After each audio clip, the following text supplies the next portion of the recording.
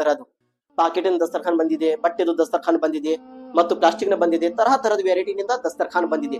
ಈ ದಸ್ತರ್ಖಾನ್ ಪ್ರಪಂಚದಲ್ಲಿ ಎಷ್ಟು ಒಳ್ಳೆವಾದ ಸುಂದರವಾದ ಕಾಣುತ್ತಿದೆ. ಇದು ನೋಡಿದ್ರೆ ನಮ್ಮ ಮನಸ್ಸು ತಡ್ಕೊಳ್ಳೋದಿಲ್ಲ. ಹೌದಪ್ಪ, ನಾವು ಖರೀದಿ ಮಾಡ್ಕೋಬೇಕು, ಇಂಥ ದಸ್ತರ್ಖಾನ್ ನಾವು ಕುಂದಿರಬೇಕು.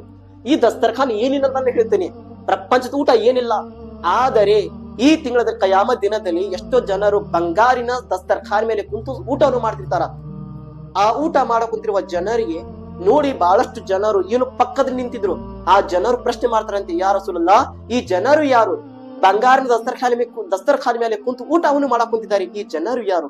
ಕೇಳಿದ ನಂತರ ಹುಜೂರ್ ಸಲ್ಲಲ್ಲಾಹು ಅಲೈಹಿ ವಸಲ್ಲಂ ಹೇಳಿದ್ರು, ಈ ಜನರು ಬೇರೆ ಯಾರಿಲ್ಲ, ರಂಜಾನ್ ತಿಂಗಳಲ್ಲಿ ಅಲ್ಲಾಹನ್ಗಾಗಿ ರೋಜಾವನ್ನು ಇಟ್ಟಿದ್ರು. ಇವತ್ತು ಅವರು ದಸ್ತರ್ಖಾನ್ ಮೇಲೆ ಕುಂತು ಊಟವನ್ನು ಮಾಡಕ್ ಕುಂತಿದ್ದಾರೆ. ದಸ್ತರ್ಖಾನ್ ಮೇಲೆ ಕುಂತು ಊಟ ಮಾಡ್ಕೊಂತಾರೆ. ರಂಜಾನ್ ತಿಂಗಳಲ್ಲಿ ಅಲ್ಲಾಹನ್ಗಾಗಿ ಉಪವಾಸ ಇಟ್ಟಿದ್ರು, ಅಲ್ಲಾಹನ್ಗಾಗಿ ರೋಜಾವನ್ನು ಇಟ್ಟಿದ್ರು. ಮತ್ತು ಪಕ್ಕದಲ್ಲಿ ಏನು ಖಾಲಿ ನಿಂತಿದ್ದಾರೆ, ಆ ಜನರು ಯಾರು? ಯಾರು ರಂಜಾನ್ ತಿಂಗಳಲ್ಲಿ ರೋಜಾವನ್ನು ಇಟ್ಟಿಲ್ಲ, ಯಾರು ರಂಜಾನ್ ತಿಂಗಳ ಅಲ್ಲಾಹನ್ಗಾಗಿ ಉಪವಾಸವನ್ನು ಇಟ್ಟಿಲ್ಲ, ಯಾರು ಅಲ್ಲಾಹನ್ಗಾಗಿ ನಮಾಜನ್ನು ಮಾಡಿಲ್ಲ, ಇಂತಹ ಜನರು ಪಕ್ಕದಲ್ಲಿ ನಿಂತಿದ್ದಾರೆ. ಅವರು ಹಾಗೆ ರೋಜಾ ಇಟ್ಟಿರುವ ಜನರು ಸ್ವರ್ಗದ ಊಟ ತಿನ್ನ ಕುಂತಿದ್ದಾರೆ. ಸ್ವರ್ಗದು ಅದು ಮೀನ, ಅದು ಕಬಾಬ್, ಅದು ಮಟನ್, ಅದು ಫುಲ್ ಪರಾಟ್, ಅದು ಸೇಬು ಹಣ್ಣು, ಅದು ಮೌಸು, ಅದು ತರಹದ ವಸ್ತುಗಳು. ಸ್ವರ್ಗದ ವಸ್ತು ರೀ, ಮನಿದಲ್ಲ, ಪ್ರಪಂಚದಲ್ಲ, ಸ್ವರ್ಗದು ನೇಮತ್ ತಿನ್ನ ಕುಂತಿದ್ದಾರೆ. ಯಾರು ಜನರು?